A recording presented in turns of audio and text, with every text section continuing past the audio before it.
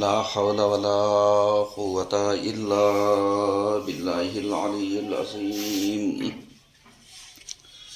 أعوذ بالله السميع العليم من الشيطان الرجيم. بسم الله الرحمن الرحيم. الحمد لله الذي هدانا لهذا وما كنا لنهتدي لولا أن هدانا الله.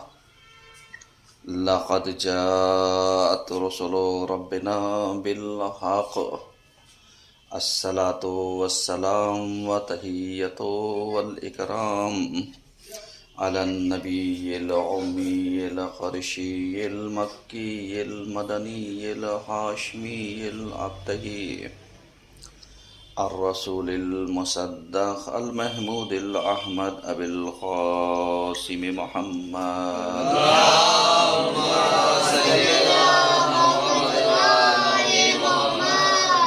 وعلى آل بيت الطيبين الطاهرين المعصومين المظلومين ولعنة الله على أعدائهم أجمعين من الآن إلى قيام يوم الدين. أما بعد فقد قال الله تبارك وتعالى في القرآن الحكيم وهو أصدق الصادقين وقوله الحق. بسم الله الرحمن الرحيم.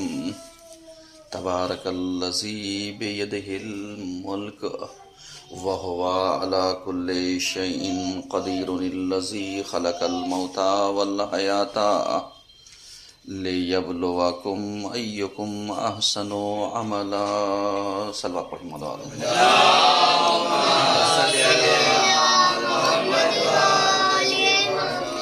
عزیزان گرامی، قبل اس کے کی بیان کا آغاز کے لیے گزارش ہے، ایک مرتبہ سورہ حمد و 3 مرتبہ سورہ اخلاص کی طرف سنا کر مرحومہ عالمہ رضوی بنت افسر حسین صاحبہ کو پڑھ دیں. بسم اللہ الرحمن الرحیم.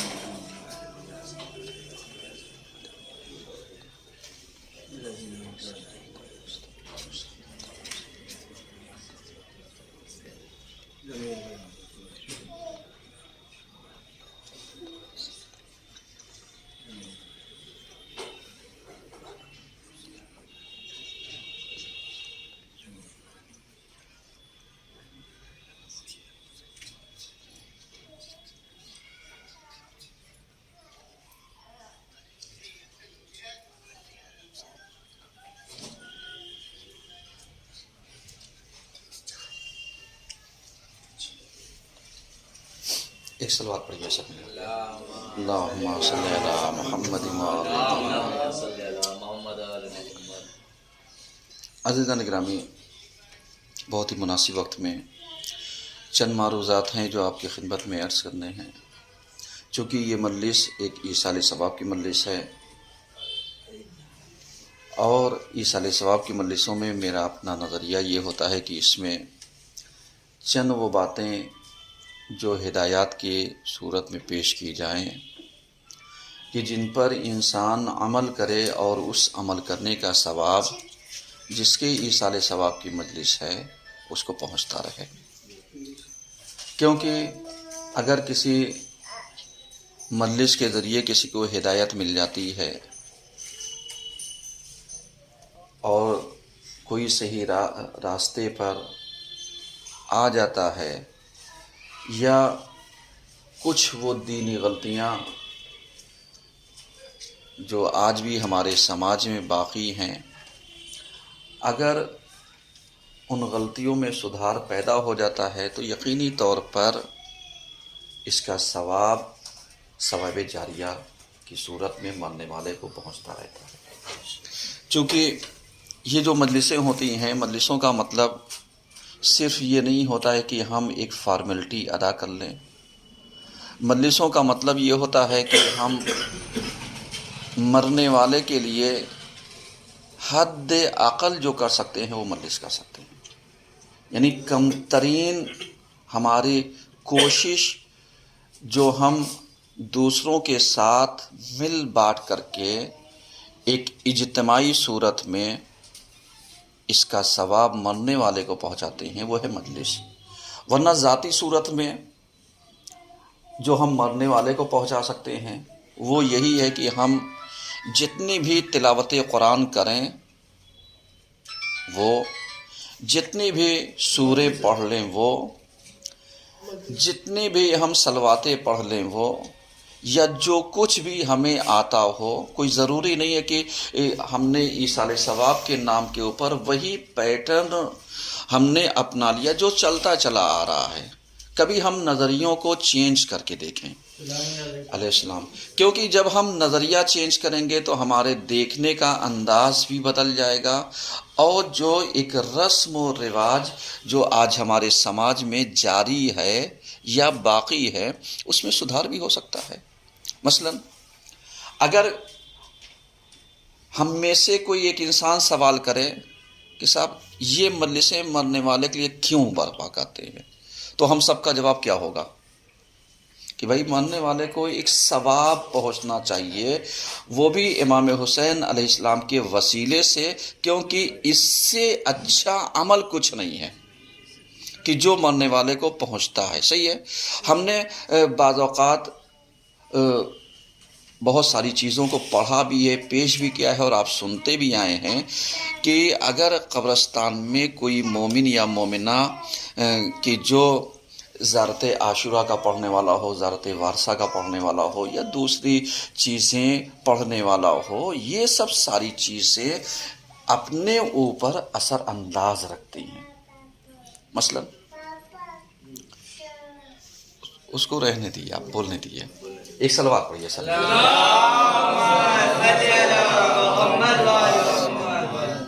غور فرما رہے ہیں، یعنی حد عقل جو چیز ہم پہنچاتے ہیں۔ مثلا ایک چھوٹی سی چیز، نماز کے بعد ہمارے یہاں رائج کیا ہے؟ زیارت۔ یہ زیارت کس چیز کا مخفف ہے؟ یعنی جو ایک تفصیلی لمبی زیارت ہم اگر نہیں پڑھ سکتے تو چھوٹی زیارت ہم پڑھ سکتے ہیں، اور اس کے پیچھے یعنی ہمارے ائمہ کی وہ احادیثیں ہیں کہ جس کی بنیاد پر سائل نے ہمارے امام سے سوال کیا کہ مولا میں آپ کی زیارت نہیں کر سکتا کیونکہ میں فلاں شہر میں رہتا ہوں، میں فلاں ملک میں رہتا ہوں، میں فلاں پردیس میں رہتا ہوں، میں دور سے ہر وقت کربلا آنا چاہوں تو نہیں آ سکتا، ہر وقت مدینے آنا چاہوں نہیں آ سکتا، ہر وقت مکے جانا چاہوں نہیں جا سکتا، میں کیا کر سکتا ہوں؟ تو آپ نے بہترین جو ایک سولوشن دیا، جو ایک راہ حل دیا، وہ یہی دیا کہ تجھے ہمارے پاس آنے کی ضرورت نہیں ہے، تو جا خالی میدان کے اوپر، اپنی چھت کے اوپر، کھلے آسمان کے نیچے جا کر کے تو 3 جملے کہہ دے گا، پوری میری زیارت کا تجھے ثواب مل جائے گا۔ اب آپ جانتے ہیں، اب معلوم دیا ایک انسان زیارت وارثہ یا مبسوطہ جسے کہتے ہیں، یہ نہیں نہ یاد کر پایا نہ پڑھ سکتا ہے، لیکن شارٹ کٹ میں ایک خلاصے کے طور پر 3 جملے تو ہمیں یاد ہوتے ہیں نا۔ ہم خود اپنے آپ کو کیا کریں؟ السلام علیکم یا ابا عبداللہ، السلام علیکم ابن رسول اللہ، السلام علیکم ورحمۃ اللہ وبرکاتہ۔ کیا گیا اس میں؟ کچھ نہیں۔ امام جانتے کیا کہتے ہیں؟ امام کہتے ہیں یہ تم نے 3 جملہ پڑھ دیا تو گویا تو نے میری زیارت کر لی۔ اب اگر تو تفصیل میں جائے گا تو آدم کے وارث سے لے کر کے ہمارے آخری جد تک، اور کربلا کے جتنے شہداء ہیں اور اس سے پہلے کے شہداء تک، سب کے اوپر ثواب پہنچ جائے گا۔ اس کا مطلب کیا ہوا؟ یعنی اگر کوئی چیز ہم تفصیل سے نہیں بیان کر سکتے ہیں تو اگر ہم خلاصے کے طور پر بیان کر دیں تو ہم نے کمی کر دی؟ نہیں، کمی نہیں کی۔ یہ چیزیں کیا ہیں؟ یہ چیزیں اس لیے سماج میں رائج کی گئیں تاکہ حد عقل کم ترین وقت میں زیادہ حساب ہم لے لیں، زیادہ ثواب لے لیں، زیادہ اجر لے لیں۔ وہ یہ ہے، صحیح ہے۔ اور اس کے لیے کوئی زمان کی ضرورت ہے، کوئی مکان کی ضرورت ہے، کوئی وقت کی قید ہے۔ اب معلوم دیا کوئی صاحب محسوس کر لیں کہ صاحب زیارت وارثہ جو ہے ہم پڑھیں گے جمعرات کے دن، میں مثال دے رہا ہوں، جمعرات کے دن اپنا فلسفہ ہے پڑھنے کا، کیا جمعرات کے علاوہ ہم نہیں پڑھ سکتے؟ پڑھ سکتے ہیں۔ اب اگر کوئی صاحب کہے صاحب یہ تو زیارت وارثہ جو ہے وہ جمعرات کے دن پڑھی جاتی ہے، آپ نے الگ سے کیسے پڑھ لیا؟ تو اب آپ کیا کہیے گا؟ کہیے کہ نہیں صاحب ہم اپنے بزرگان کو دیکھتے چلے آئے، سنتے چلے آئے، علماء نے کبھی روکا نہیں، علماء نے ٹوکا نہیں، تو اب یہ زیارت کیا مخصوص ہوگی جمعرات سے؟ میری بات سمجھیے گا، کیا جمعرات سے مخصوص ہو گئی؟ نہیں۔ جمعرات سے کیوں پڑھی گئی؟ کہا اس لیے تجھے فلسفہ نہیں پتا، تو اس کا ریزن نہیں جانتا ہے، تو اس کی لاجک نہیں جانتا ہے۔ جمعرات اس لیے سلیکٹ کیا گیا، اس لیے رکھا گیا کیونکہ شب جمعہ مردوں کو سب سے زیادہ ضرورت ہوتی ہے کس چیز کی؟ ثواب کی۔ اور یہی شب جمعہ یہ جو روحیں ہوتی ہیں یہ آزاد کر دی جاتی ہیں، یہ آتی ہیں اپنے ورثاء کے پاس اور یہی دیکھتی ہیں کہ کس نے ہمارے لیے کیا کیا۔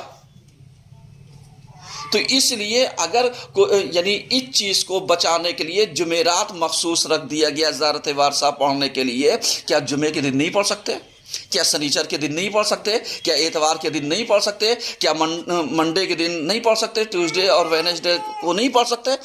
پڑھ سکتے ہیں، لیکن حد عقل اگر ہم وہاں پڑھتے ہیں تو اس کا ڈبل فائدہ ہے۔ ایک یہ کہ ہمیں جو ثواب ملے گا وہ بھی ملے گا، اور دوسرے یہ ہمارے مرحومین کو جو فائدہ ملے گا وہ ان کے اوپر سے عذابات کم کر دیے جائیں گے۔ ایک صلوات تو پڑھیے کم سے کم۔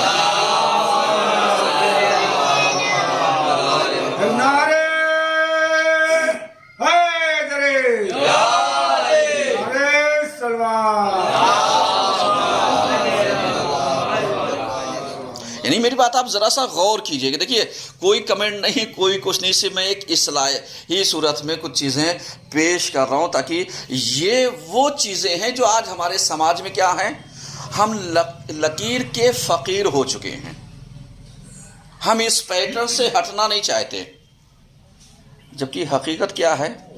حقیقت یہی ہے، کیا ہمیں پیٹرن پہ چلنا ہے جو بنایا سماج جو ہمیں رسم دے رہا ہے اس کے اوپر چلنا ہے، یا ہمیں ایصال ثواب کی طرف چلنا ہے؟ مثلا میں ایک سوال جو لوگ کرتے ہیں اس کا جواب بھی دے رہا ہوں۔ مثلا میں آپ سے ایک سوال کر لوں کہ صاحب آپ نماز وحشت کیوں پڑھواتے ہیں؟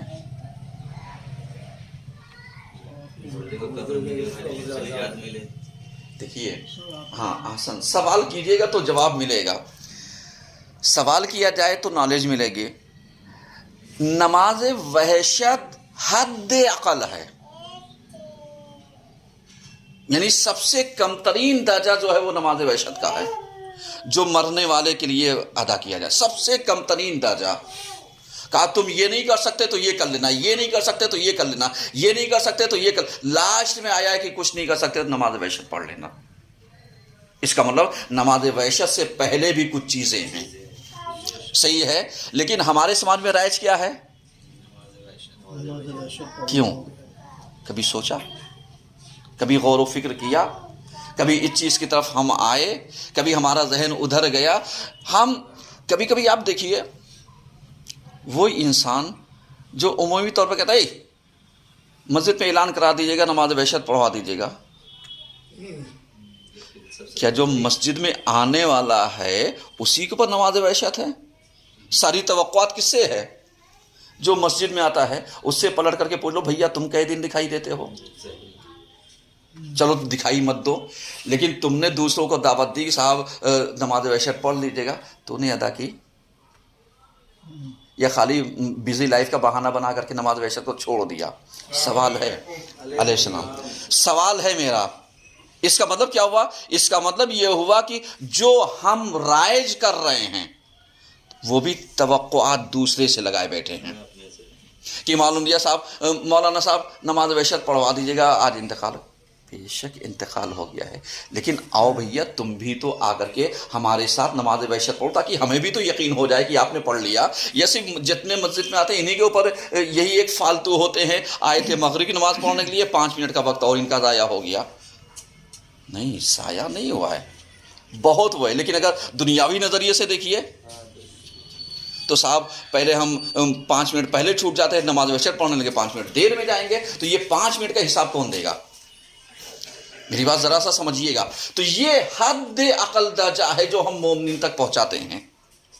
وہ بھی کس کے ذریعے پہنچتا ہے؟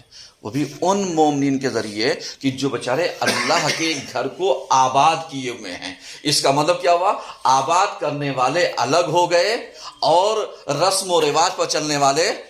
ایک صلوات تو پڑھیے کم سے کم.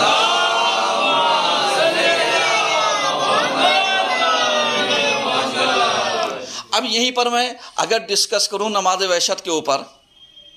صاحب امام سے پوچھا گیا مولا یہ بتائیے مرنے والے کے لیے ہم کیا کر سکتے ہیں؟ مولا نے کہا جو سب سے بہترین تو کام کر سکتا ہے مرنے والے کی طرف سے صدقہ دے. ہم نے سماج میں کس چیز کو رائج کیا؟ نماز وحشت. کم ترین درجہ ہے اس کا.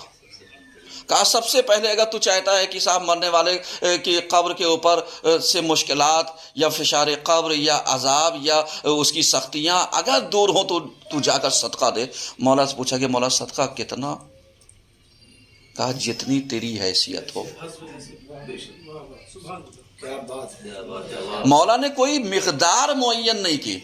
اب آپ ذرا سا جا کر کے دیکھیے ہم صدقہ کئے روپیہ نکالتے ہیں؟ یعنی امام نے مقدار معین نہیں کی. کہا جتنا تجھے ہو جا. اب آپ بتائیے ہم اپنے عزیز سے محبت کتنی کرتے ہیں؟ بہت کرتے ہیں کہ اسے بیان نہیں کیا جا سکتا. الفاظ تو صرف وقتی ہماری تسلی کا ایک ذریعہ ہوتے ہیں، لیکن جو دل میں تڑپ ہے وہ نہ تولی جا سکتی ہے، نہ ناپی جا سکتی ہے، نہ بتائی جا سکتی ہے، کچھ نہیں. اب اسی چیز کو آپ ذرا سا وہ کیجئے، یہ جو صدقہ ہے مرنے والے کے لیے، اسی لیے ہمارے یہاں شیعوں کے یہاں سب سے اچھا عمل جو ہوتا ہے وہ یہی ہوتا ہے جس پر ہم لوگ توجہ نہیں کرتے. وہ کون سا ہوتا ہے؟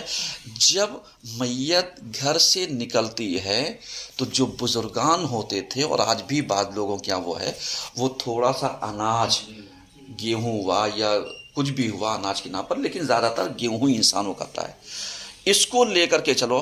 اب جس کی جتنی حسب حیثیت. کہا کیوں؟ کہا اگر ہم نے پیسہ دے دیا تو پیسہ کیا ہوا؟ ختم. یہ اناج معلوم دیا یہ کئے ٹائم کھائے گا؟ اگر 10 کلو اناج ہم نے، ایک مثال دے رہا ہوں، 10 کلو اناج حد اقل اگر ایک انسان یوز کرے گا تو 10 سے 15 دن میں کھائے گا. اس کا مطلب ثواب کتنے دن پہنچا؟ 10 سے 15 دن. اسی 10 کلو گیہوں کا پیسہ ہم کسی غریب کو دے دیں اور وہ جا کر کے بہترین بریانی کھائے. ایک مثال دے رہا ہوں، اللہ توبہ مطلب میں مثال دے رہا ہوں صرف. مرنے والے کو ثواب کئی دن پہنچا؟ احسنت. یعنی اس کا مطلب فلسفوں پر جاؤ میرے بھیا. اسلام کیا کہنا چاہتا ہے؟ اسلام ان چیزوں کو بیان کرنا چاہتا ہے تاکہ مرنے والے کو کم ترین تمہاری چیزوں میں سے زیادہ حصہ پہنچے. اور ہم لوگ کیا کرتے ہیں؟ ہم لوگ اپنی آسانی کے لیے صاحب کون 10 کلو اناج لے کر کے جائے گا، کون اٹھائے گا، کون نہیں. آپ سمجھ میں آیا؟ یہ جو ہم کہتے ہیں کہ صاحب یہ مرنے والے کے لیے کھانا دے رہے ہیں، یہ کہا مرنے والوں کو، رشتہ دار کو نہیں، محلے والوں کو نہیں، کہا غریب کو دو جو بھوکا ہو. غریب کو دو جو بھوکا ہو. کہا کیوں؟ کہا یہ بھوکا جب کھائے گا تب اس کا ثواب کئی برابر ہو جائے گا. لیکن ہمارے یہاں کیا ہے؟ جو پیٹ بھرے ہیں ہم انہی کو پوچھتے ہیں. سمجھ رہے ہیں؟ یہ سب یہ رسموں کو ان کو نبھاؤ. جس کو میرے کہنے کا مقصد یہ ہے کہ ان کو نبھاؤ. کہا کیوں؟ کہا اسی لیے آپ نے دیکھا ہوگا 40 دن جو گھر سے کھانا جاتا ہے اس کا ریزن یہی ہے. ورنہ ہم چاہیں تو پیسہ تو دے سکتے ہیں لیکن پیسے میں وہ برکت نہیں ہوگی جو کھانے سے ایک غریب. ہم تو ایک آدمی کا کھانا دیتے ہیں لیکن کھانے والے ایک پورا پریوار کھا لیتا ہے. کتنا فرق ہے، کتنا فرق ہے، آپ اندازہ لگا سکتے ہیں. اس کے علاوہ دوسری چیز دیکھیے، میں چھوٹی چھوٹی باتوں کو ذرا سا ڈسکس کر رہا ہوں. اس کے علاوہ چھوٹی چیز، مولا سے پوچھا گیا مولا ثواب جاریہ کے نام پر میں کیا کر سکوں؟ کہا تو کچھ نہیں کر سکتا، پانی تو پلا سکتا ہے نا. کہا پانی کا نظام کرتے، جا کسی غریب کو چلتے ہوئے 1 لیٹر بسلری کی دے دے، ایصال ثواب کے نام پر کسی سے پوچھنے کی ضرورت نہیں ہے. ایصال ثواب اسے کہتے ہیں. ہم کیا کرتے ہیں؟ ہم یہ کہتے ہیں صاحب جب تک ہم اپنے خاندان والوں کو دکھائیں گے نہیں صاحب بڑا بھرکم بڑا وہ، تب تک کیسے پتہ چلے گا یہ مجلس ہو گئی، یہ تیجا ہو گیا، 10واں ہو گیا، 20واں چل. کہا کچھ نہیں، یہ سب دکھاوا ہے. پہنچے گا کیا؟ یہ اب تلاشنے کی ضرورت نہیں. ہمارے یہاں ہندوستان میں غربا کی تعداد کم نہیں ہے، بہت ہے. اور غریب کے لیے ضروری نہیں کہ ہم کسی مذہب کو تلاشیں. ہاں سمجھ رہے ہیں؟ غریب کے لیے ضروری نہیں ہم کسی مذہب کو تلاشیں. ہاں نہیں، جاؤ. اگر ان غریبوں میں اگر کوئی مومن ہے تو مومن کو اولویت ہے، مومن کا حق پہلے ہے اگر کوئی مومن. اور اگر نہیں ہے تو جاؤ کسی کو بھی دے دو. ضرورت نہیں ہے کہ مان لیا ہم ایک ہی آدمی کو 40 دن کھانا، نہیں، 40 آدمی کو 40 دن دیں، بدل دیں. یہ نہیں معلوم لیا قبرستان کے اندر جو قبر کھودنے والا ہے ہم اس کو لے جا کر کے وہی نہیں، ہم اس کو تلاشیں جو فٹ پاتھوں کے اوپر یا ویسے جو بیچارہ مانگ رہا ہے، اس سے کہو بھیا تم بیٹھ جاؤ، ہم تمہیں بھر پیٹ کھانا کھلاتے ہیں. کوئی ضروری نہیں کہ اس میں مرغ مسلم ہو تبھی کہا جائے گا یہ ثواب جاریہ ہے. کوئی ضروری نہیں کہ ہم لا کر جب تک فاتحہ دے دیں گے تبھی کہا جائے گا یہ فاتحہ. کہا کچھ نہیں. فاتحہ کا مطلب سمجھتے ہیں؟ یہ ہماری تسکین کے لیے ہوتا ہے. لیکن یہ جو غریب آیا ہے، اگر ہم نے مرنے والے کے نام پر کہا بھیا بیٹھ جاؤ، کوئی مانگنے والا آیا، ہم نے کہا یہ میرے گھر میں روٹی چٹنی ہے، تم بھیا ایک روٹی کھا سکتے، ایک روٹی کھا لو.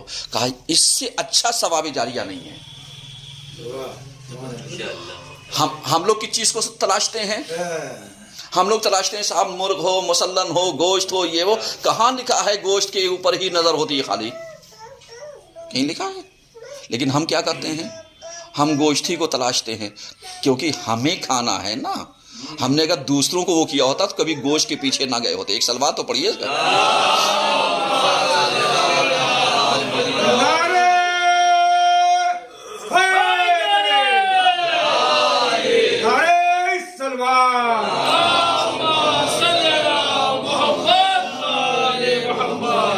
میری بات ذرا سا غور کیجئے گا، کیونکہ ایصال ثواب کے لیے جو ثواب جاریہ ہے میں اس پیٹرن کو بیان کر رہا ہوں تاکہ آپ رسم و رواج کے اوپر مت جائیے کہ ہم الجھے رہے رسم کے اوپر، ہم الجھے رہے رواج پر. کہا نہیں، کہا غریب آ گیا تمہاری نظر میں مانگنے والا تھا، تم نے بٹھایا.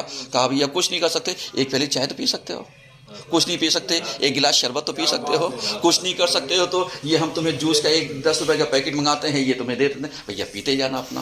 کیا ہے؟ یہ ہے ثواب جاریہ. اسے کہتے ہیں ثواب جاریہ. ہم ثواب جاریہ کسے تلاشتے ہیں؟ کہا صاحب لاؤ یہ لاؤ وہ لاؤ وہ لاؤ 10 کچھ کے پکوان. یہ ہمارے شوق ہیں، یہ ہمارا شوق ہے. مرنے والے کو یہ مادیات نہیں پہنچتی، آپ کی نیت پہنچتی ہے، آپ کا عمل پہنچتا ہے، آپ کا کردار پہنچتا ہے، آپ جو کچھ بھیجنا چاہتے ہیں وہ پہنچتا ہے. تو بھیجنے کے لیے تو ضروری نہیں ہے کہ ہم اتنا بڑا پکوان اور سینی اور یہ سب وہ کریں تاکہ اس کے بعد فاتحہ دینے والے کہیں بسم اللہ. ارے بھیا اس کا پیٹ تو بھرا ہے، جاؤ غریبوں کے پیچھے جاؤ، جاؤ ان کے پیچھے جاؤ. اب اس کے بعد آپ جانتے ہیں ایک بات اگر عرض کرتا چلوں، مولا سے پوچھا گیا کہ مولا مرنے والے کے گھر کے اندر، جس گھر میں موت ہوئی ہو اس گھر کے اندر کھانا کیسا ہے؟ یہ میں اس لیے پڑھ رہا ہوں تاکہ اس سے ہدایت لیجیے گا. کہا یہ اس کے گھر میں کھانا کیسا ہے؟ مولا نے کہا جہاں تک ممکن ہو پرہیز کر. سمجھیے گا، جہاں تک ممکن ہو پرہیز کر. کہا کیوں؟ کہا مولا، کہا وہ تو بیچارہ خود ہی اپنے غم میں ڈوبا ہے، وہ تمہارے لیے کھانے پینے کا انتظام کرے گا. آج ہمارے یہاں کیا ہے؟ ہم مٹی دفن کر کے لوٹے، معلوم یا بریانی کے بھگونے کو ہم نے آرڈر کر دیا، صاحب 25 آدمی کا کھانا. ایک مثال دوں گا معذرت کے ساتھ، میں صرف ایک مثال دے رہا ہوں، سمجھ رہے ہیں؟ اب ہم نے آرڈر دے دیا، اب آپ بتائیے مرنے والے کے حلق سے اترے گا؟ جس کے گھر میں موت ہوئی ہے وہ کھا پائے گا؟ کھا کون رہا ہے؟ اسی لیے جو مولا نے بتایا، کہا مرنے والے کے گھر میں کم سے کم 3 دن کھانا بھیجو. ہم کیا کرتے ہیں؟ بھیجنے کے بجائے کھانا کھانے جا رہے ہیں. سمجھ میں آ رہا ہے؟ یعنی ان رسموں کو توڑا نہیں جا رہا ہے، رسمیں انہیں توڑو. ان رسموں کی مخالفت کرو کہ مرنے والے کے گھر میں کھانا نہ کھاؤ، اس کے گھر میں کھانا پہنچاؤ، جب پہنچاؤ گے تو اس کے ساتھ بیٹھ کے کھاؤ تاکہ وہ تمہارے 2 لقمے تمہارے ساتھ کھا لے۔ یہ ہے فلسفہ، نہ یہ کہ ہم جا کر کے خود بیٹھ کر اپنا پیٹ بھرائیں، وہ کھائے نہ کھائے انتظام کریں۔ اب مرنے والا تو ٹوٹا ایسے ہی ہے، ہم نے یہ لوڈ اور لاد دیا، یہ بوجھ اور لاد دیا۔ کیا یہ ثواب جاریہ ہے؟ کیا یہ چیزیں ہیں ثواب جاریہ کے لیے؟ کیا یہ چیزیں معصومین نے ہمیں دی ہے؟ یہی بتایا ہے۔ جس کو حوالہ چاہیے وہ آ کر کے حوالہ ہم سے لے لے گا۔ معصومین کی حدیث تھی یہ جو میں بیان کروں کہ مرنے والے کے گھر کے اندر حد اقل یہ چیزیں کرو۔ سمجھ آ رہا ہے؟ معصومین کی باتیں سمجھو، فلسفوں کو سمجھو، بوجھ نہ بناؤ، رسموں کی طرف نہ لے کر کے جاؤ۔ اب آپ جانتے ہیں حد عقل، جیسے یہ صدقہ کہا گیا، مولا کتنا کہا؟ جتنی تیری بساط ہو۔ اگر میری بساط میرے جیب میں ٹوٹا ہوں 10 روپے بھی نہیں ہیں، اب اگر وہ میں 10 روپے نکال کے صدقہ دوں، سامنے والے ہنسیں گے۔ بتاؤ، بیٹے کے لیے صدقہ یہ، بیٹے کے لیے صدقہ یہ، مرنے والے کے لیے صدقہ وہ، فلاں کے لیے صدقہ یہ، جبکہ میرا دل جانتا ہے میری جیب میں ہے کتنا۔ یہ میں جانتا ہوں نا، سامنے والا نہیں جانتا، یہ تو میں جانتا ہوں میرے پاس کتنی پونجی بچی ہے۔ مولا کہتے ہیں تجھے دکھانے کی ضرورت نہیں۔ اب سمجھ میں آ رہا ہے کہ بہت ساری چیزیں کہاں پر کہا گیا صدقہ چھپا کر کے دو، اور ہم لوگ کیا کرتے ہیں؟ ہم لوگ قبرستان میں ہی شور مچاتے ہیں، لاؤ اس کا پیسہ یہ نکالو، اس کا پیسہ وہ نکالو، اس کے کفن کا پیسہ یہ دو، اس کا پیسہ۔ کیا مطلب بدبختی ہے یہ اپنے قوم کی بدبختی ہے کہ جو ہم سامنے والے کے اوپر ظلم ڈھا رہے ہیں۔ ہو سکتا ہے مرنے والا خالی جیب آیا، ہم مانگ رہے ہیں اس کے سامنے، لاؤ یہ نکالو، لاؤ اس کا یہ کرو۔ اسی لیے آپ جانتے ہیں جو معصومین نے وہ کیا ہے، کہا مرنے والے کے گھر کے اندر جو محلے والوں کی ذمہ داری تھی یہ انتظام کرو، کیونکہ مرنے والے کو پتہ ہی نہیں۔ کہا تم آؤ آگے۔ اب رشتہ داروں کی ذمہ داری کیا ہوتی ہے سمجھیے گا، رشتہ داروں کی ذمہ داری یہ ہوتی ہے تم آگے بڑھو۔ کہا کیوں؟ کہا ہمارے یہاں کیا ہوتا ہے، ہم وہ پھلا لیتے ہیں صاحب، ہم تو فلاں سے بولتے ہی نہیں۔ کہا بولتے ہو یا نہ بولتے ہو، تمہاری ذمہ داری ختم نہیں ہوتی۔ مولا کہتے ہیں تیرے اوپر 2 حق ہے، ایک تو یہ تیرا رشتہ دار ہے، پہلا حق یہ چل تو اس سے نہیں بولتا، لیکن دوسرا حق یہ ہے کہ جو اپنے دینی بھائی کے ساتھ حسن طلب کر، حسن رحم کر، صلہ رحم کر۔ یہ صلہ رحم کا حق تا قیامت تجھ سے جدا نہیں ہونے والا ہے۔ اس کا مطلب کیا ہوا؟ ہم یہ کہتے ہیں صاحب ہم بولتے نہیں ہیں، ہم ان کے یہاں جاتے نہیں ہیں۔ کہا جاتا نہیں، جا جا، ہو سکتا ہے اسی بہانے ساری پریشانیاں تیری دور ہو جائیں، ہو سکتا ہے سارے گلے شکوے دور ہو جائیں۔ آپ سمجھ میں آئے اسلام ملانا کہاں پر چاہتا ہے اور ہم منہ پھلاتے کہاں پر ہیں؟ ایک صلوات پڑھیے سب مل کر کے۔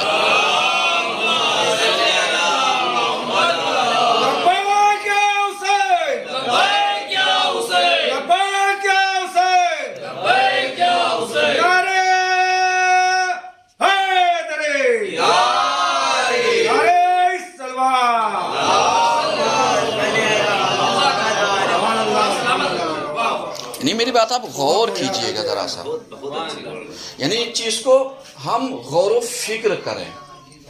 اسلام کیا کرنا چاہتا ہے؟ کہتا ہے چھپا کر کے دو، اور ہم کیا کرتے ہیں؟ کہتے ہیں لاؤ نکالو۔ یہ نکالو کیا ہوتا ہے؟ ایسے بھی مرنے والے کے لیے کہا گیا ان کے یہاں تم کھانا بھیجو، ان کے یہاں تم کفن کا انتظام کرو، ان کے یہاں تم دفن کا انتظام کرو، بعد میں تم جانا اپنا پوچھنا بھیا سب کے سال میں ہو، کیا کرنا ہے کیا نہیں کرنا ہے۔ یہ اسی لیے ہے، یہ اسلام چھوٹی چھوٹی باتوں کو ہماری سماجیات کے لیے دیتا ہے، لیکن ہم الجھے کہاں پر ہیں؟ ہم الجھے اپنے ایگو میں ہیں، ہم الجھے اپنی انا میں ہیں، ہم الجھے اپنے تکبر میں ہیں، ہم الجھے اپنے گھمنڈ میں ہیں، ہم الجھے اپنے حسد میں ہیں، ہم الجھے اپنے بڑکپن اور میں ہیں۔ علیہ السلام، جبکہ سب کو پتا ہے یہ چیزیں کچھ نہیں ہے۔ اب سمجھ میں آیا کہ اللہ نے بار بار کیوں کہا کہ میں نے موت اور حیات کو پیدا کیا ہے کہ میں تمہیں آزماؤں گا اور آزما کر کے دیکھوں گا تم میں سے بہترین عمل والا کون ہے۔ سمجھ میں آ رہا ہے؟ یہاں پر اللہ آزمانا چاہتا ہے، دیکھیں مرنے والے کے گھر میں تمہارا رویہ کیسا ہے، تمہارا سلوک کیسا ہے۔ اب ذرا سا ایک بات اور عرض کرتے چلو یہیں پر۔ آپ جانتے ہیں یہ جن کے گھروں میں مٹیاں ہوتی ہیں آج کسی کے گھر، کل ہمارا گھر، پرسوں کسی کے گھر، ایسا تو ہے نہیں کہ جو آیا ہے اس کو جانا نہیں ہے، جو آیا ہے سب کو جانا ہے۔ یہ میں ہدایت دے رہا ہوں تاکہ اس چیز کو آپ سمجھیے گا۔ آپ سمجھیے وہ افراد جو مردوں کو نہلاتے ہیں، میری بات سمجھیے گا، وہ افراد جو مردوں کو نہلاتے ہیں، اسلام کہتا ہے کہ اگر کسی کے بدن پر تو نے کوئی عیب دیکھ لیا، تجھے حق نہیں ہے کچھ کہنے کا، بیان کرنے کا۔ کہا پردہ پوشی کرنا ہے، تجھے بیان نہیں کرنا ہے، پردہ پوشی کرنا ہے۔ کہا کیوں؟ کہا اگر بیان تو نے کر دیا تو خائن ہے، خیانت کار ہے، تجھ سے کل سوال ہوگا، تو نے اس کی عزت کو نیلام کیا۔ آج ہم لوگ کیا کرتے ہیں؟ میرے عزیزوں ایک چیز غور کیجئے گا، جا کر کے میرا میسج، میری مجلس کا خلاصہ سب کو بتائیے گا، کیونکہ مشکل یہ ہے کہ مولانا علمدار اگر کسی چیز کو بیان کرتے ہیں نا تو وہ سوچتے ہیں میرے اوپر پہنچ گیا، لیکن حقیقت یہ ہے کہ ہم سماج سدھار کے لیے کام کرتے ہیں۔ ہمارا کام ہی امر بالمعروف اور نہی عن منکر ہے۔ میں ایک مبلغ ہوں، اس چیز کو سمجھیے گا۔ کبھی کبھی آپ دیکھیے، جس مردے کے بدن کو ہم نے کبھی نہیں دیکھا، کسی نے نہیں دیکھا، جب ہم اسے نہلاتے ہیں نا، کپڑا کیوں رکھا جاتا ہے، کپڑا کیوں ڈھانپا جاتا ہے؟ اس لیے تاکہ مرنے والے کے بدن نمایاں نہ ہو۔ ہاتھوں میں کپڑا کیوں پہنا جاتا ہے؟ تاکہ ہم جب بدن کی میل کچیل صاف کریں، چکنائی صاف کریں صابن سے یا ویسے علاقے دوسری چیز، کہا اس لیے تاکہ تیرا ہاتھ ڈائریکٹ مس نہ ہو۔ سمجھ میں آ رہا ہے؟ مس نہ ہو۔ اس کے بعد کیا کہا گیا؟ کہا جب تجھے نہلانا ہے تو اس کے اوپر ایک کپڑا ڈال دے، کپڑا ڈال کر کے نہلا۔ جو اوپر کی چادر ہے وہ الگ ہے، وہ الگ میٹر ہے، لیکن جو نیچے ہے، تاکہ کیوں؟ کیونکہ اگر مرد کی میت ہے تو شرمگاہ پر اتنا کپڑا لمبا ہونا چاہیے، چوڑا ہونا چاہیے کہ کسی بھی طریقے سے کوئی جھلک نہ دکھ پائے۔ ہم کروٹ دلائیں تب بھی، دوسرے کروٹ کریں تب بھی اتنا لمبا کپڑا ہونا۔ اور عورت کا پورا بدن شرمگاہ ہے۔ یعنی اس چیز کو سمجھیے گا، یعنی اب عورت کو نہلانے کے لیے کپڑا کتنا لمبا ہونا چاہیے؟ اتنا ہو کہ کم سے کم یہاں تک آ جائے، یعنی سر کھلا رہے، لیکن یہ پورا کندھا ڈھپا رہے۔ اب اس کے بعد آپ نہلائیے۔ اب جب ہم نہلانے کے بعد اٹھا کر کے آئیں تو پھر آپ جانتے ہیں یہ چیزیں میں اس لیے وہ کر رہا ہوں کیونکہ میں تو ہر جگہ جاتا نہیں ہوں، بتا نہیں سکتا ہوں، بیان نہیں کر سکتا ہوں، اور جب ہمارے یہاں کلاسیں چلتی ہیں تو ہماری توفیق نہیں ہوتی کہ ہم آئیں، سنیں، سمجھیں، دیکھیں کیا چیز ہے۔ وہ تو ہم یہ کہہ کے لگ کر دیتے ہیں وہ تو کلاس ہے، وہ تو مولانا جانے، وہ تو مسجد کا وہ ہے۔ نہیں، یہ جو چیزیں پڑھو کس کو کون لحاظ کرتا ہے؟ لیکن یہی ہے کہ جب ہم مردے کو اٹھائیں تو کم سے کم عزت اور وقار برقرار رہے۔ سمجھ رہے ہیں؟ یعنی ہمارے پاس ایک کپڑا، ایک چادر، کوئی ضروری نہیں کہ یہ کفن والی چادر ہو، نہیں، ہم اپنے گھر کی ایک پاک صاف ستھری چادر کو اس کے بدن کے اوپر ڈال دیں، پورا بدن ڈھک دیں۔ اب اس کے بعد ادھر سے ایک انسان ایک انسان کمر کے پاس ہاتھ لگا لے، ایک انسان سر اور کندھے کے اوپر سے، تاکہ توہین نہ ہو۔ مان لیا ہم نے اٹھایا، کہیں بدن ادھر سے جھلک رہا ہے کہیں ادھر۔ اب آپ ذرا سا بتائیے، صرف سوچئے گا، جس بدن کو بالغ ہونے کے بعد ماں باپ نے نہیں دیکھا، ایک نہلانے والا، ایک غسل دلانے والا، ایک کفن پہنانے والا، اس کے لیے جائز نہیں۔ میری باتیں سمجھیے گا، یعنی اس کا مطلب یہ تربیت کا پہلو الگ الگ ہے۔ یعنی اب ہمیں کیسے غسل کرنا ہے، کیسے دفن کرنا ہے، کیسے کفن پہنانا ہے، یہ سب طور طریقے ہیں۔ لیکن ہمیں یاد کہاں پر آتا ہے؟ جب پوری میت قبر میں اتاری جانے ہوتی تو ہم شور مچاتے ہیں جتنے نامحرم ہیں سب الگ ہو جائیں۔ تب شور مچاتے ہیں، جب کفن پہناتے ہیں تب کیوں نہیں کہتے نامحرم سب یہاں سے باہر ہو جاؤ؟ تو ہمیں شور کہاں مچانا چاہیے تھا؟ جہاں اس کی توہین ہو رہی تھی، جہاں اس کا بدن نمایاں ہو رہا تھا. ورنہ شہزادی اگر آپ دیکھیے تو شہزادی نے تو ہمیں درس دیا ہے نا. بقیہ باتیں میں بعد میں پڑھوں، باتیں تو بہت ساری ہیں، میں پڑھوں تو کئی گھنٹے پڑھ دوں، لیکن آپ ذرا سا اندازہ کیجئے. اس کا مطلب شور ہمیں کہاں مچانا ہے؟ جہاں پر کفن پہنایا جا رہا ہے کہا یہاں سے ہٹ جائیے، تاکہ جتنے زیادہ سے زیادہ لوگ ہٹ جائیں، اور جو لوگ مطلب جانکار ہیں وہ موجود ہیں، اور جو محرم ہیں کوشش کریں وہ رہیں، وہ سیکھیں، وہ جانکاری کریں. اب اس کے بعد وہاں پر اگر کوئی مرد گھسا بیٹھا ہے، میرے بھیا اسے ہٹا دو، چاہے وہ محرم ہی کیوں نہ ہو، تاکہ ایک عزت اور وقار برقرار رہے. اسی لیے آپ نے دیکھا ہے کبھی مولوی مولانا اسی لیے جلدی نزدیک نہیں آتے ہیں. ہاں بتا دیں گے، جائیں گے نہیں.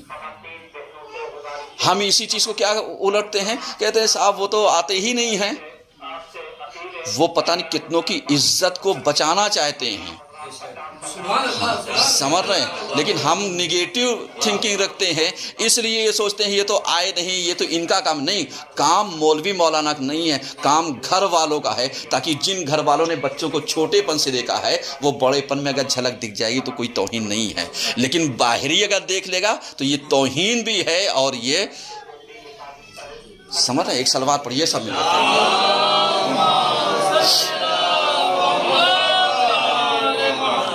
کیونکہ نامحرم کے بدن پر نظر نہیں. تو میں نے کئی باتیں پڑھ دی، کئی باتیں، ذرا سا غور کیجئے گا تاکہ آئندہ کبھی کہیں پر جائیے تو ان باتوں کا دھیان دیجئے گا اور بتائیے گا جتنے بھی لوگ ہیں، تاکہ پتہ چل جائے کہ جو قبرستان میں پہنچنے کے بعد جتنے آیت اللہ ہوتے ہیں یہ صرف منہ کے آیت اللہ ہوتے ہیں، عمل کے آیت اللہ نہیں ہوتے ہیں. کاش عمل کے آیت اللہ ہوتے تو ہر جگہ پر یہ ٹوکتے رہتے، چلاتے نہیں، کیونکہ چلانا جاہلوں کی پہچان ہے. ادب سے کسی کی اصلاح کرنا یہ شریفوں کا شیوا ہے. ایک صلوات پڑھیے سب مل کر کے.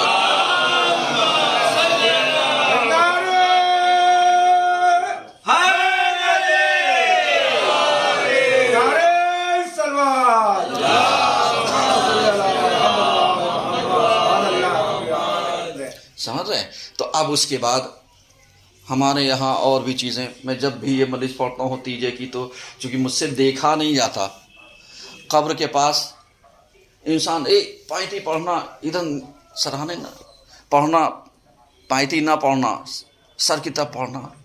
میرے بھیا کیا آپ جو پڑھ رہے ہیں ڈائریکٹ بدن ٹچ ہو رہا ہے؟ میرا سوال ہے، کیا توہین ہو رہی ہے؟ یہ ہم نے جو بٹوارا کر دیا سرہانہ اور پائنتی، کیا بدن سے الگ حصہ ہے؟ نہیں نا، الگ حصہ تو نہیں ہے نا. جب الگ حصہ نہیں ہے تو اس کا مطلب یہ ہے کہ جو لوگ وہاں شور مچاتے ہیں کمر سے اوپر پڑھو، اس کا مطلب شیطنت ان کے دماغ میں ہے. شیطنت ان کے دماغ میں ہے کہ صاحب اگر کمر سے نیچے پڑھ لیں تو اس کا مطلب ان کے تصور میں کیا ہے، ان کے تصور میں کیا ہے. اسلام کیا بتانا چاہتا ہے؟ اسلام نے یہی کہا صاحب جب تم ایسی جگہوں پر جاؤ تو قبر کے اوپر 7 مرتبہ انا انزلنا پڑھنا. جب تک نشانات باقی رہیں گے تب تک عذاب آ نہیں سکتا ہے. ایک صلوات پڑھیے سب مل کر کے.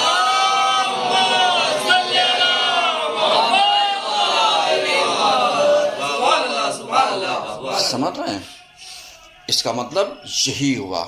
اب میں آپ سے سوال کرتا ہوں، آخری بات اس سلسلے کی، کہ آپ ذرا سا بتائیے جب آپ کے باڈی میں کہیں درد ہوتا ہے تو آپ دعا پڑھ کر کے کہاں پھونکتے ہیں؟ کہاں پھونکتے ہیں؟ جہاں درد ہو پورے اس پہ اوپر سے لے کر کے نیچے تک کیوں پھونکتے ہو؟ میں کہوں بھیا کمر سے اوپر ہی پھونکنا، نیچے نہ پھونکنا. تو پتہ چلا جب دعا پڑھ کے پھونکتے ہو تو پورا اوپر سے لے کے نیچے تک، اور جب مرنے کے بعد تکلیف ختم ہو گئی تو صحیح بھیا اوپر ہی پڑھنا، نیچے نہ پڑھنا. ایک صلوات تو پڑھیے سب مل کر کے.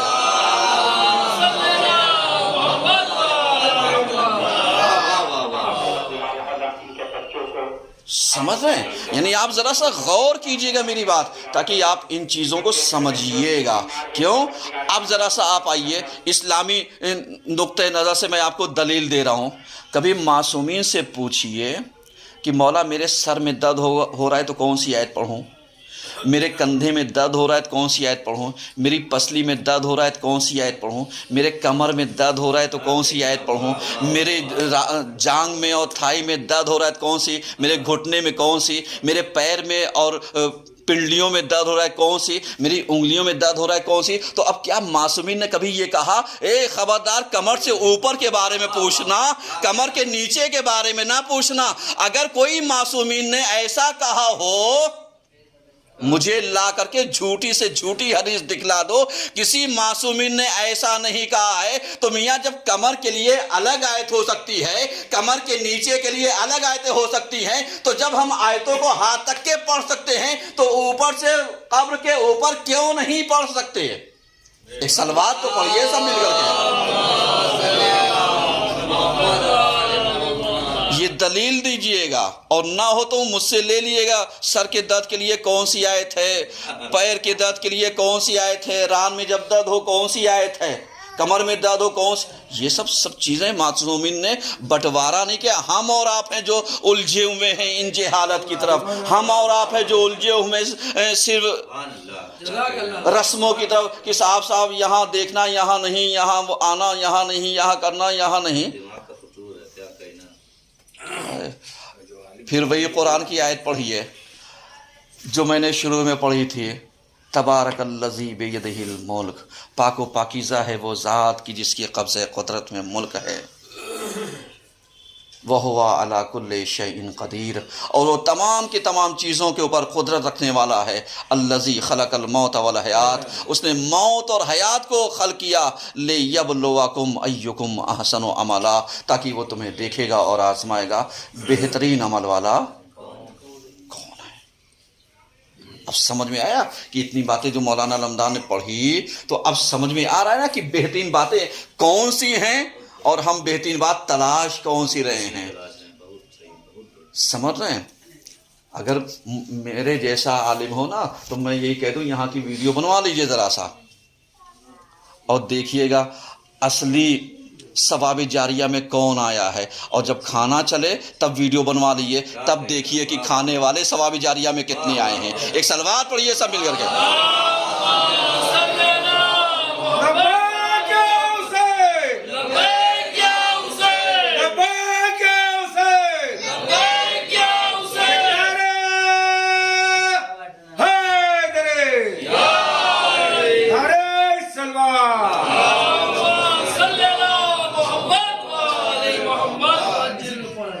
سمجھ رہے ہیں؟ ورنہ آپ ذرا سا غور کیجئے، چونکہ یہ ایام فاطمیہ کے چل رہے ہیں۔ شہزادی نے جو اسماء بنت امیس وہ ہیں جو حضرت ابو بکر کی بیوی تھی۔ یہ میں اس لیے بیان کیے دے رہا ہوں تاکہ اسماء کا ذکر کئی اسماء ہے تاریخ میں۔ اسماء بنت امیس جن سے شہزادی نے وصیت کی تھی، اور یہی کہا تھا اسماء تم میرے لیے ایک ایسے تابوت کا انتظام کرنا، کیونکہ میں جب دیکھتی ہوں کہ جنازے کو ایسے ہی لے جایا جاتا ہے نا تو میں برداشت نہیں کر سکتی کہ جس نے کبھی دیکھا نہ ہو کہ اس کے بدن کا ڈیل ڈول کیسا ہے، نشیب و فراز کیسا ہے، قد و قامت کیسا ہے، وہ دیکھے گا فاطمہ کا جسم چھوٹا تھا بڑا تھا، نہیں اسماء مجھ سے یہ برداشت نہیں ہوگا۔ تب اسماء نے کیا کیا تھا، کہا تھا ایک تابوت بنایا، اور بنانے کے بعد کہا شہزادی دیکھیے مرنے کے بعد آپ کے جنازے کو اسی میں لے جایا جائے گا۔ شہزادی نے اسماء کو دعائیں دی اور کہا اسماء ارے تو نے میرے دل کی تمنا کو پورا کر دیا۔ میں کہوں گا شہزادی آپ کیا بتانا چاہتی ہیں؟ شہزادی شاید یہی بتانا چاہتی ہیں کہ مرنے سے پہلے، ارے مرنے والا کسی کسی بھی عالم میں ہو، ارے مرنے کے بعد اب تمہاری ذمہ داری یہ ہے کہ اس کے قد و قامت کو کوئی نہ دیکھے، اس کے جسم کو کوئی نہ دیکھے، اس کی ساری چیزوں کو کوئی نہ دیکھے۔ اے شہزادی میرا لاکھوں سلام آپ کے اوپر، اور یہی وجہ تھی۔ بس آخری جملہ سن لیجیے، آپ نے گریہ بلند کر دیا، آپ کی آوازیں بلند ہو گئی۔ اللہ مرحومہ کی مغفرت کرے، گھر والوں کو صبر دے۔ لیکن ہاں آخری جملہ سن لیجیے، شہزادی نے کیا وصیت کی تھی؟ ارے یہی تو کہا تھا، یا علی غسنی فی اللیل، اے علی مجھے رات کی تاریکی میں غسل دینا، ارے رات کی تاریکی میں کفنی باللیل، مجھے کفن پہنانا۔ اس کے بعد علی نے یہ کہا دفنی فی اللیل، ارے رات کی تاریکی میں مجھے دفن کر دینا۔ اب سمجھ میں آیا فاطمہ نے کیوں کہا تھا۔ فاطمہ نے اسی لیے کہا تھا تاکہ شہزادی بتانا چاہتی تھی، علی میں نہیں چاہتی میری ٹوٹی ہوئی پسلیاں کوئی دیکھے، میں نہیں چاہتی میرا قد و قامت کوئی دیکھے۔ اب علی نے ایسا ہی کیا، لیکن جب علی پلٹ آئے نا تو علی کی بیٹیاں بھی تو تھی، علی کے بیٹے بھی تو تھے۔ اب جب علی پلٹ کر کے آئے، بس آخری جملہ سن لیجئے، علی جب پلٹ کر کے آئے، اب بیٹی جو زینب تھی نا، اب وہ یہی کہہ رہی تھی، اے بابا میری ماں کہاں گئی؟ اللہ اکبر۔ اب شہزادی کو شاید علی نے ارے سینے سے لگایا ہوگا، اے بیٹی ارے تیری ماں دنیا سے رخصت ہو گئی، آج سے ہی میں تیرا باپ ہوں، آج سے ہی میں تیری ماں کی جگہ پوری کروں گا۔ وَسَيَعْلَمُ الَّذِينَ ظَلَمُوا أَيَّ مُنقَلِبٍ يَنقَلِبُونَ إِلَٰهِ بِحَقِّ الزَّهْرَا وَفَاطِمَةَ وَأَبِيهَا وَبَالُهَا وَبَنُوهَا۔ پروردگارہ کوئی بات نہیں، پروردگارہ تو جو آستہ محمد مال امت کا ہماری اس قلیل سے عبادت کو قبول فرما دینا۔ پروردگارہ ہمارے ان آنسوں کو رومال سیدہ میں جگہ عنایت فرما دینا۔ پروردگارہ ان آنسوں کے طفل میں مرحومہ کی مغفرت فرما، ان کے درجات میں بلندی عطا فرما، ان کے بستگان رشتہ دار خصوصی طور پر ان کے والدین کو، ان کے عزیز و اقارب کو صبر جمیل عطا فرما دینا۔ مولا اس مجلس کا ثواب اور ایک قرآن ان کا ثواب اور سورہ یاسین وغیرہ کا ثواب مرحومہ کو عطا فرما دینا۔ پروردگارہ ہمارے امام کے ظہر میں تعلق فرما، اور ہم سب کو ان کے آوان و انسان میں شمار فرما۔ گزارش